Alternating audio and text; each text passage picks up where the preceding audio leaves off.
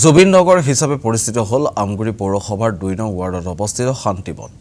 গৰিমা শইকীয়া গাৰ্গে মুকলি কৰে এই জুবিন নগৰত। জাজি নৈ প্ৰলয়কাৰী বানে ১৮টাকৈ পৰিয়ালৰ বাসগৃহ সম্পূৰ্ণৰূপে উটুৱাই দিছিল।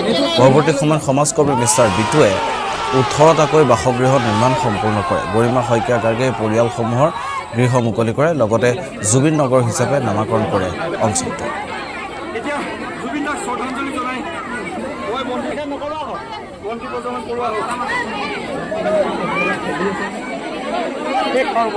এইখিনি নাহৰপুলি নামটো জুবিন দা আৰু এটা নাহৰপুলি বিচৰা দিছোঁ বিটুদা। এয়া হৈছে এয়া নাহৰপুলি নাম দিছোঁ গৰিমা পৰা।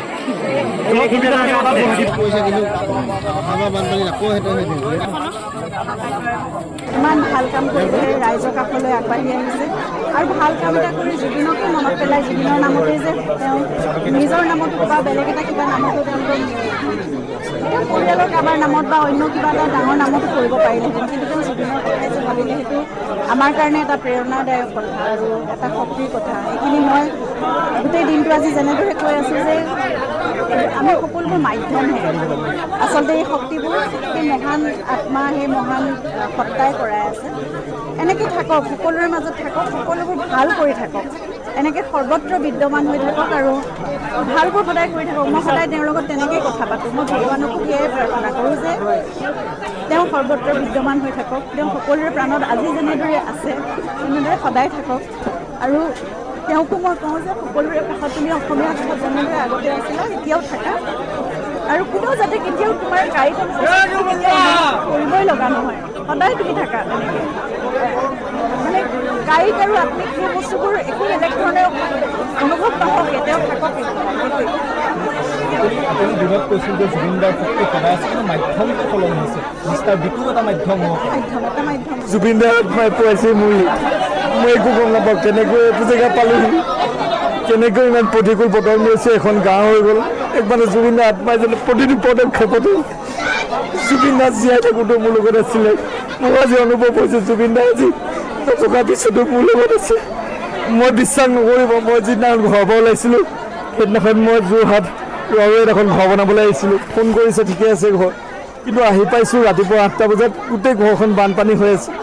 তাৰপিছত মই ডাইৰেক্ট আহিলোঁ জাজি লেফেৰা গাঁৱত, তাত এগৰাকী মানুহ সহায় কৰিবলৈ আহিলোঁ। তাৰপিছত তাৰপৰা টিংপাত কিনিবলৈ আহি পেলাই আমগুৰি পালোঁ। আমগুৰিত এটা বেটেৰী ৰিক্সা চলোৱা ল'ৰা, তাৰ নাম শুভজিত বুলি কয়, মোক যেতিয়া লগ পাই পেলাই সি মোৰ লগত লগালগ ঘূৰি দিলে। টিংপাত কিনিলে, টিংপাত কিনোতে সি মোক এই গাঁওখনৰ কথা ক'লে। আপোনালোকে কমিউনিকেশ্যনটো চাওক কেনেদৰে আনি এই গাঁওখন পাই। যেতিয়া আহিছোঁ বান বিধ্বস্ত এটা অঞ্চল, তেতিয়া কোনো ধৰণৰ ইয়াত ভিডিঅ' ভাইৰেল হোৱা নাছিলে, একোৱেই নোহোৱা নাছিলে। মানুহখিনি তথাপিতো তম্বু তলত আছিলে। এনেকুৱা দুখ লাগিছিলে। প্ৰেগনেণ্ট মহিলা কিবা কিবি মুখৰ পৰা অট'মেটিক ওলাই গ'ল যে 5 দিনৰ ভোটাৰক বনাই দিম। কেনেকৈ ওলাই গ'ল মই তাকো নাজানো। তাৰপিছতে চিন্তা কৰিছোঁ কেনেকৈ বনাম। হাতত কেইটামান মূলধন লৈ আহিছিলোঁ যে মই বনাম। আকৌ ঘৰলৈ গুচি গ'লোঁ পইচা আনিবলৈ। যেনে হ'লেও 3-4 লাখ টকা লাগিব ইয়াত মোৰ মতে। গুচি গ'লোঁ। তাৰপিছত সেইদিনাখন দিয়া ভিডিঅ'টো ইমানেই ভাইৰেল হৈ গ'ল, সেই 3-4 লাখ টকা মোৰ তেনেকৈ থাকি গ'ল। মানুহে কিমান বস্তু দিলে, টিংপাত দিলে, বিচনা চব এভৰিথিং দি দিলে। এইবোৰ চব জুবিন দাই কৰি আছে, সকলোবিলাক জুবিন দাই কৰি আছে। শ্মশানৰ কাষত এইখন আছিলে, ইয়ালৈ মই হ'লেও দুৰ্গন্ধ নাই। জুবিন দাই যে ফুলনি কৰি দিলে, মিষ্টাৰ বিটুৱে একো কৰা নাই। জুবিন দাই ফুলনি কৰিছে, মিষ্টাৰ বিটুৱে একো কৰা নাই। আজি সেইখন গাঁৱলৈ মানুহখিনিয়ে ক'ব, সুধিলে ক'ব যে কেৱল দেৱী উঠাবলৈ আহে ইয়াত, আৰু ইয়াত শ্মশানত মানুহ জ্বলাবলৈ আহে। আজি সেইখন আজি হাজাৰ হাজাৰ মানুহ, কত ভিআইপি মানুহ আহিছে। কিমানটো ডাঙৰ কথা হৈছে। জুবিন দাই